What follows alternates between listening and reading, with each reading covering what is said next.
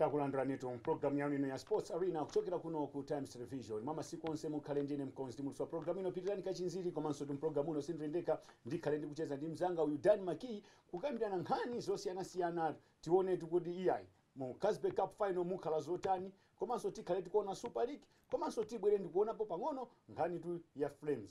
Mutakhala pomwepo pamene tikubwera ndi zambiri zotsatira.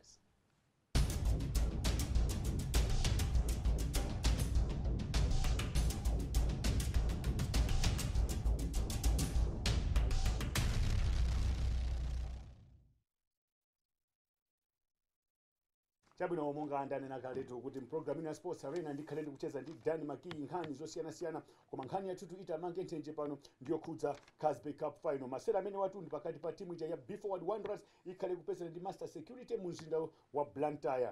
Nde Dani mwina mwache titaona kunazo kuti kodi road to the final ya Casbe Cup inaenda bwanji kumbali ya Wanderers komanso kumbali ya Master Security.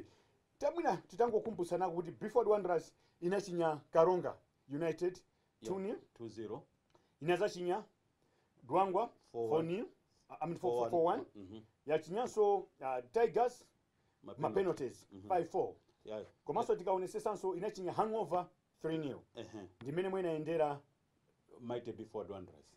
Master Security mwina ulinazo zotsatira zako? Yeah, inachinya mzuni pa ma penalties. Yes. After draw 1-1 nazachinya Kobe Barracks ya muchitetezo mbaula Premier Division 3-1. Komanso anachinya timu imene ya Mafco ata draw 2-2 inapita kuma penalties anapambana 4-3. Anachinyaso timu imene ya Nyasa Big Bullets yata draw 1-1 unapeza kuti inalwa ma penalties anatrusa Bullets iso 4-3. Chabwino taona the road to the finals ya Casbe Cup. Nde tatie tione kunazo kuti sopano game analysis. Master Security ndi Before Wanderers. Mwina mwache tikozo nazo kuti anthu ayembekezere mpira wa mtundu wanji Dani. Yeah, kwambirira tingi mwina mwake tipange congratulate the two teams for reaching the 2018 Casbe Cup final imene ikhale pakamuzo stadium takatione na ma finals akumenyedwa ku Bingu National Stadium koma this time around ali pakamuzo stadium. Ikhala game yovuta because it's like a David and Goliath affair. Chifukwa chonena kuti amete Before Wanderers who are the favorites alingati Goliath koma David and anyamata Master Security. Koma tikaona mene wafotokozera ma statistics the road to the finals amete Before Wanderers asaipange underrate team imene ya Master Security yet. Okay, tikaiona mwina mwache Master Security ukuona ngati mwina mwache ma strength au akoza kugona pa team imene. Yeah, I think mwina mwake ma tactics amina kumapanga deploy Abbas Makawa mpunzisi wao akumagwira ntchito. Komanso nene kuti the fusion of ma foreign based players Eric Estiga kumbuyo komanso Babatunde Adeboyo kusogolo izizi I think zabweresa nditu chilimbikiso ku Master Security. In terms of the defense, goalkeeping ili bwino akayambisa best appeal kapenda chimwemwe kunkwa amene anali kunyasa Big Bullets anazapita kunzuni but now is with Master Security ali safe. Kumbuyonso kuli the experienced captain left back Richard Chande na ninaso za Eric Estiga kuliso Maneno Nyoni who didn't play in the semi-final against Nyasa Big Bullets chifukwa cha loan agreement ya pakati pa Master Security ni Nyasa Big Bullets. Ma players Nyasa Big Bullets Maneno Nyoni Danzero Joseph sana kuti amenye. So you can actually see kuna tu kumbuyo kuli tight even pakati kuli Nyamata amene amachinyira zigoli kwambiri amene ni Juma Yatina. Ndiye kuli the captain Anto Amangoti Fabregas Francis Konda is also a fantastic player kuli Amadou Makawa mpatso Zongololo Anzelu Joseph amene mwina mwake finals ampasa mwai. Ni timu yonena kuti at least mmene nanenera mujamoti asaipange underage kusifua kusogolo na nakali kuti kuli Nyamata ni waku Nigeria Adebayo Babatunde kuliso Ishmael Tindo amene I don't think you play because of the loan agreement koma mwina Amos Bero he can feature play. Yeah. Okay, kuma tikamuona Anzelu Joseph anali reject ya Big Bullets koma siube nimaona ngati kunazo kuti I question the decision yompanga release Anzelu Joseph kuti he was not effective. Yeah, takhala tikumonera ku Premier Bet Wizards sana pangidwa relegate kupita ku Nyasa Big Bullets ambiri ma supporters Nyasa Big Bullets iso anadandaula kutengeranso to 1 is too young, 2 ni nyamata onena kuti amafuna kuti mpira umaflowa alingati Mike Nkwati. So I think mwina mwake kupita Master Security pakali pano alibe pressure ina liyonse amenya mu masuka. I think itonera game yopambana Loweruka. Chabwino, koma game yawo ndi Big Bullets ukaiona that semi-final game. Ukuona kuti ndi malo ati ndi ati mwina mwache they need to improve anyamata amene wa Master Security. Ya ndinene kuti game plan yawo ya Master Security ndi Nyasa Big Bullets inaenda bwino chifukwa muti muone anaziwa kunena kuti kunyasa Big Bullets they've got the top goal scorer Nyichukepo Nsoya anampasira nyamata azitu gandwa ku Ghana Eric Estiga ndipo anagwira ntchito tamandika sana vutane naye amangochosa pompira Chukepo sanaoneke. Tikabweranso pakati Francis Nkonda outplayed the midfield ya timu imene ya Nyasa Big Bullets. Komanso kusogolo Babatunda nakakale he missed a lot of chances. Game hii kunena chilungamo sina kafika ma penalties. Master Security they were supposed to win this game in 90 minutes. Yes. Koma he missed a lot of chances. Komano mwina mwache what was the problem missing those chances? Was it composure kuti kapena mwina mwache experience? Ya mwina mwake baja game imata kupanga choncho koma I don't think mwina mwake tinganeza experience because he's an experienced player. Chifukwa at least nisinku wake ndwa in terms of age ndwa nkulu zinangokhala kuti mwina mwake puma in front of the goal. Otherwise ni player onena kuti might be forward Wanderers nditu amusamale nyamata amene. Okay, fine. Komano finally ukuona kunazo kuti mwina mwache weakness yantu amene waikozo kapati a Master Security in a game against a high ranked side ngati Wanderers.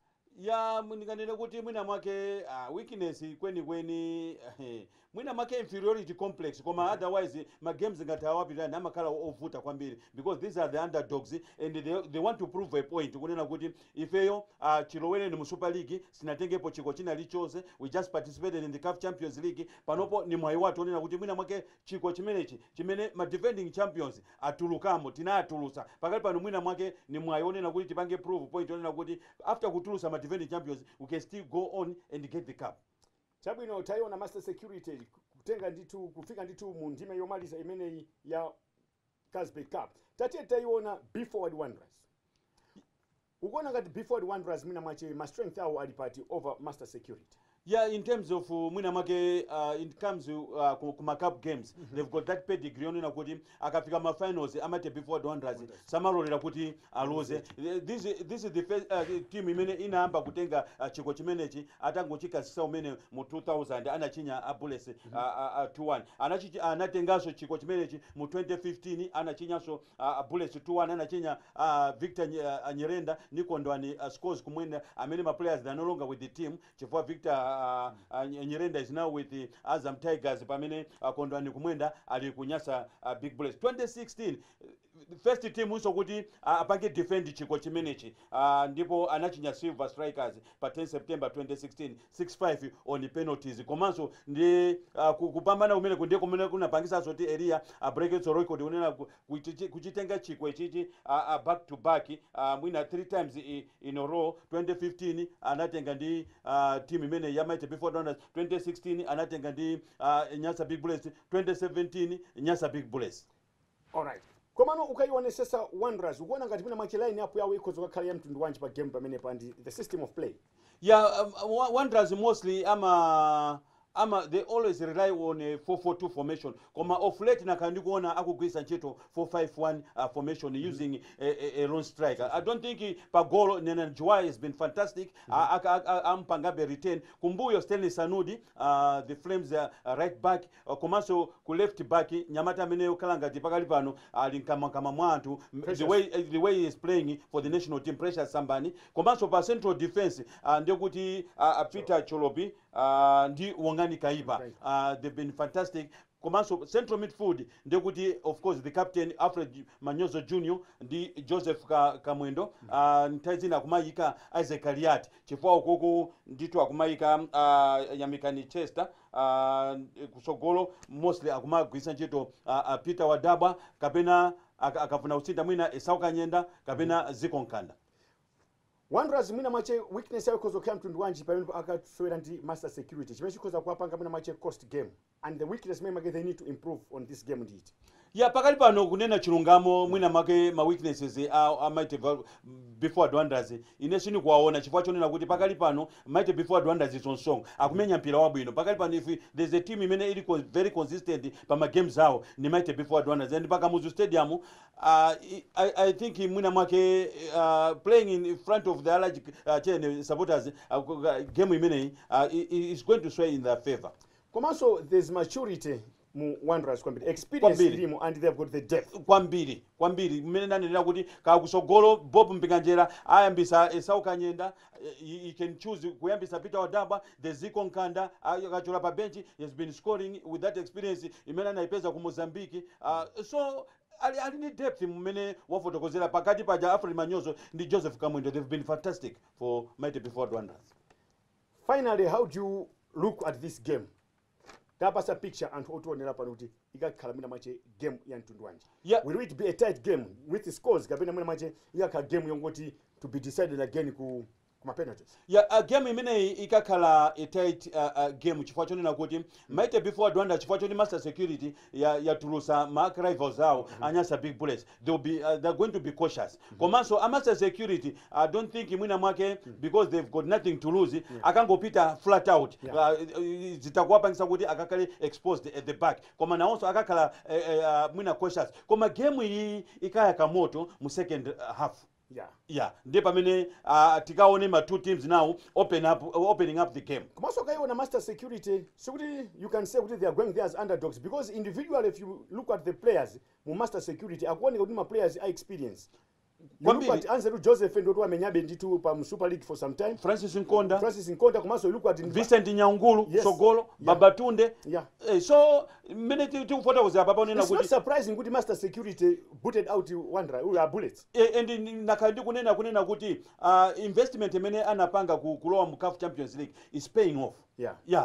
Those are the results of participating in the CAF Champions League. They learned something from that. And the team has been motivated. Chifwa la mulungu aiziti loweru kakubwera ku Blantyre ana flyer anaveka masuti angakhala nto amene ambira maatonza kunena kuti nakavala masuti atawina chiko komabe that is going chine mwina mwake zothandiza kwambiri kunena kuti at least kuonekabe kuti team ijayo ili mmanja mwa anthu onena kuti akuyendesa bwino. I think kuganiza kumene kokondi kuganiza kobwerera mbuyo kuti akavale suti akawina chiko munthu ali soka kukhala pa ulendo mayenera uvale bwino kwambiri iwo mafuna avale machani ma track suit koma pakali pa management ya master security Alfred Gangata Zakaria Nyirenda komanso Muhammad Seleman tayamikire kwambiri. This is a good development for Malawi football players being flown kutoka kuliongo kubwera kunoko dressing ya Sinta I think chifukwa anayambisa nkhani ya masuti imene ni Ben Sawanga when he was running his Blackpool. Panopo za Sinta uti uone ku even kunyasa big bullets makochi akuvala masuti. You look at that. That's zonyadisa kwambiri. I think like this I think it is going to say and to team ya two it's my teams are improving. Kwambiri in terms of administration. Yes. Anna should have at least ambition kuti ineso ntadzavala suit nthawi inake ntadzaoneka ngati wakula. I think this encourages the up and coming players. Kwambiri apa patingowapempa anthu onse okonda masewero ampira kunena kuti ndithu abwere mu unyinji pa Kamuzu Stadium. We don't want violence. Because ma sponsors amakhala uvuta kuti muwapeze. Now I think this is a chance for them kunena kuti makamaka u Blantyre kunoko kuti they've been stabbed of cup finals after a long time akukonza Kamuzu Stadium yabwereranso apapa. I think anthu ambiri abwera ndithu mu nyinji and of course I think security ikakhala tight. Right, Dan mwina machetika mwere madzi tibwereso mchigawo chachiwirichi mukuoneratu Sports Arena kuchokera kuno ku Times Television. Program ino muli ndine mkonzi ndi mulutsi Pirirani Kachinziri komanso tusindri ndekha ndikucheza ndi mzanga uyu Dan Maki. Mutakhala pomwepo pano miso tikubwera ndi nkhani zotsatira.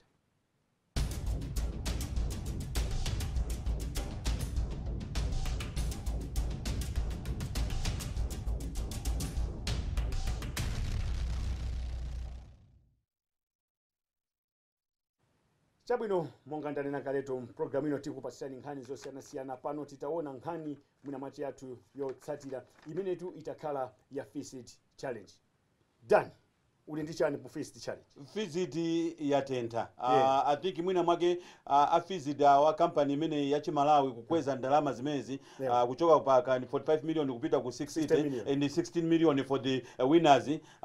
Yabweresa very tight competition in the Visit. Takati kuona sopano ma teams are playing kuti afike mu round of 16. Yeah. Chifukwa a Super League akukuma nawoka komanso ma teams from the regional leagues akukuma nawoka. So our regional leagues 80 plus 8 amene achokere ku Super League nde azakakumana sopano kuzapangidwa draw. Now, so far some teams apanga kali qualify for the round of 16. Round of 16. Blue Goose inachinya Mzuni 2-0. Silver Strikers yachinya Red Lions 4-0. Red Lions kangati zinthu sizikuenda still Gondo anamchosa ndiye panopo the results are not forthcoming. Komanso kuluza pa Komo 4-0. I think it's worrisome. Nyasa Big Bullets struggled to beat Nchalo United 0-0 full time inalowa kuma penalties. Pambana 4-3. Ndiye Tigers iso inakumana ni Mafco. Tigers inatuluka 6-5 pama penalties. Komanso Kamuzu Barracks inachinya Dwangwa 2-1. Lachiwiri tikudikira kuona after playing in the final on Saturday, might before Advantage Master Security, they are going to meet again on Tuesday, this time in the Visit Cup. Komanso Asifu Sporting Club inachinya Karonga 2-0. Komanso 10 Stars inagonja kwa Moyale 1-0. Koma kupita ngati kuma regional teams tunaona Nyasa Big Bullets ikugonja sa MD mine Mangochi United yakumangochi through post match penalties. Komanso Airborne Rangers inayonso inagonjesa Kasungo Police 4-3. So awawa apanga qualify the round of 16. Now tateta yona game ya Nchalo ndi Nyasa Big Bullets imene ati paka stadium lachinayi. Big Bullets they are struggling. Of course panopo akuti ampasa coach wao Alimba Kalista Pasua ampasa 2.5 year contract. Now they have got a coach but game imene ikuta sana yambe nchito. Ukoza kuifotokoza banji game ya Bullets ndi Nchalo United. Mwina mwake antu amene akala kuipanga follow Nyasa Big Bullets. My recent games they played Red Lions sana menye bwino, they played Mafco sana menye bwino, kumenya ni Master Security they struggled kukumana ndi Nchalo United. Nchalo United was a far much better team than Nyasa Big Bullets. Zimene zinapangisa mwina mwake ma supporters anavuta paka Muzu Stadium kunena kuti Elia abwerere panopo. Koma it's good news now that they've employed a head coach Kalusto Pasua ndiye sitikuziwa kuti atenge ndani ngati assistant coach. Koma izizi zimaoneka bekunena kuti mwina mwake anazichedwesa atachosa achina Elia Kananje ndi Rogers Yasin. Approach ya Nyasa Big Bullets towards this game naona ngati mwina mwake approach yake inali very casual, inali very negative. Ma players kamaiderera Nchalo United I don't know. Aiwala kuti Nchalo United they've got nothing to lose. They've been relegated. Ngakale is unofficial. Komabe pakali pano ma players awa akamakumana ni ma teams ngati Nyasa Big Bullets, Silver Strikers, Kapena Mighty before Advantage azichilimika chifukwa chonena kuti afuna kuti ma players ena aonedwe atengedwe pamene ena akala kusamukira kupita ku chitetezo Mbaula Southern Region Football League. Komano the wounded Buffaloes and they have nothing to lose. They are there just to spoil the soup. Azingo basi mmene nafoto kuzera mujambo. Now what is happening, my players are they are now campaigning for kuchena ma places kuma teams ena.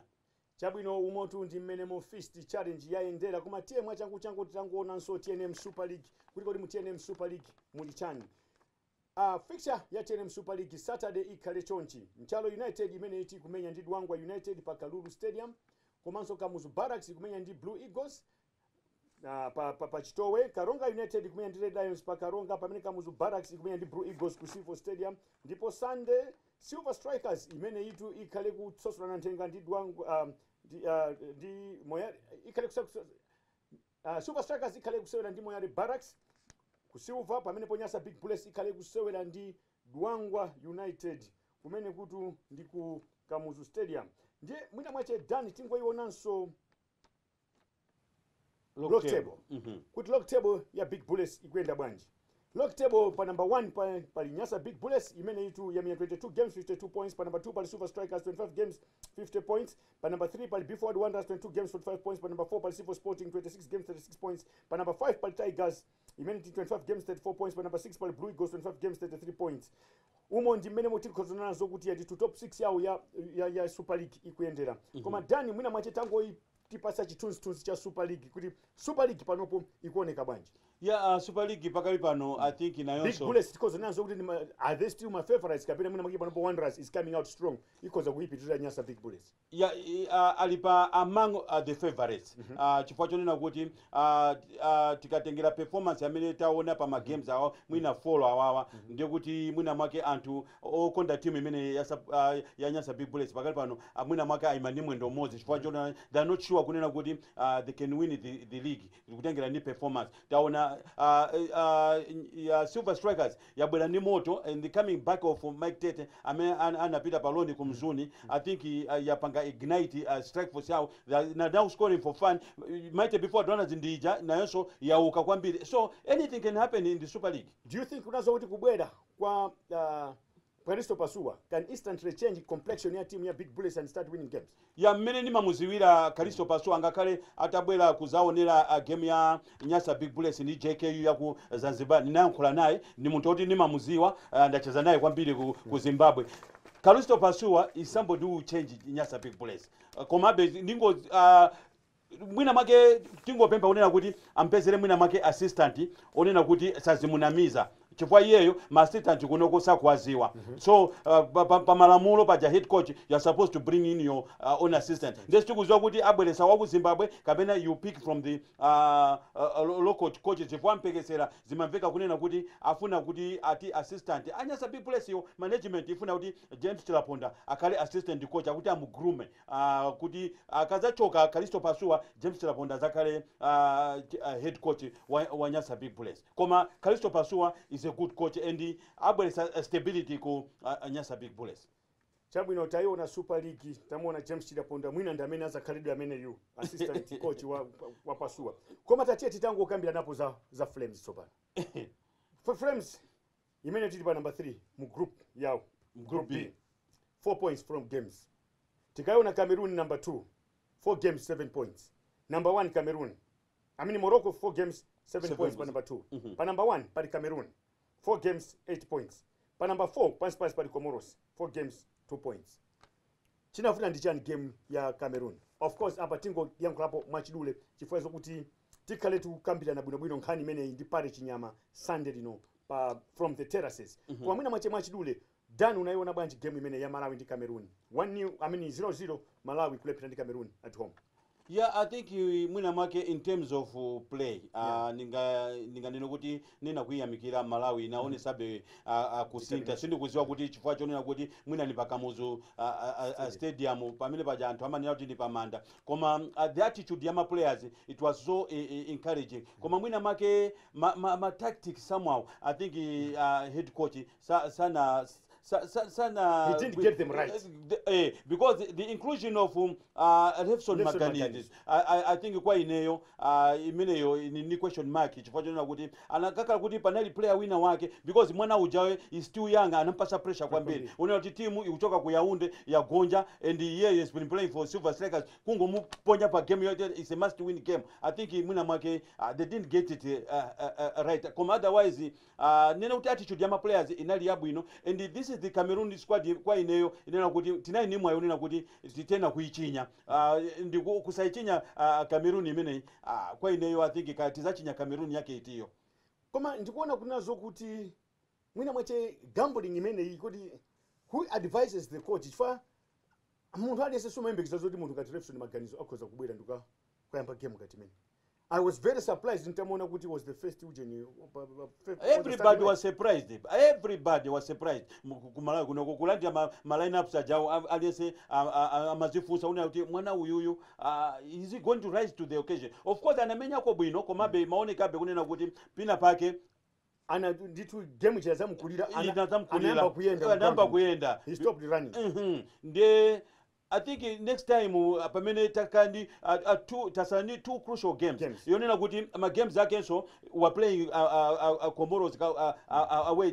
Team yonena kuti Comoros pakali pano si gawa maswiti. They drew with the Cameroon, they drew with the Morocco. It's a strong side. And they were winning against Morocco. Morocco had to come from behind could draw a 2-2. My French based players are Comoros amena akuma athandiza kwambiri. Ndiye it's going to be tough for us kuti tikachinye Comoros. And now realistically Danny, do you think nazoti Malawi ikoza kupita ku Africa Cup of Nations finals? Ineyo I don't think so. Ineyo I don't think so. If we had won this game we imagine ngati my chances are my chances alipo. Koma ineyo mmene ilili timu yi I'm expecting kunena kuti let's fight for honors mwina next year. Koma otherwise pakali pano timu yi tingopanga maintain basi. I think Ernest Mtawali ujanapanga groom ma players. Timu tilinayo kuma I think technically pena patches msisi kuti. You look at the defense inali yabwino kwambiri. Koma akabwera Mzava ndio kuti acho sapo ndani. Yeah. Because if you look at the defense, the combination was superb. Nipita Cholopi, Precious Amani, Stanley Sanud. Akakali Stanley Sanud, we didn't sinamone the usual Stanley Sanud ame timamuziwa. Kuti mwina mwake apange complimenti Maranza Precious Sambani. Otherwise, team imene akabela Mzava ndio kuti zasinta. Chabwino Dani mwina mwache tinene zokuti pano nkhani zinakoma koma tiye titsazikepo tizipita kwambiri. Anything else umakondo nkhani komaliza? Yeah, basi Premier League paja loweruka there's a big game Chelsea pa Comondi Manchester United. Yeah. Umpasa ndani game imene? Game imene sini kuipeleka ku team ina Lyon because normally ngakale kuli mavuto ku Manchester United koma when they're playing the so-called big guns they always to the occasion. Right, thanks Dan. Mumaonera tu Sports Arena kuchokera kuno ku Times Television mamasiku onse mnali ndine mkonzi ndi musa program ino Pirani Kachinzire komanso tu program uno sinali ndeka nali ndi mzanga uyu Dan Maki. Mudadzakhala pompo tulole lino pomweso tikubwera ndizotsatira zosiyana-siyana zokhudza masewero. Tengwa titu zabwino zonse pamene mukuonera Times Television.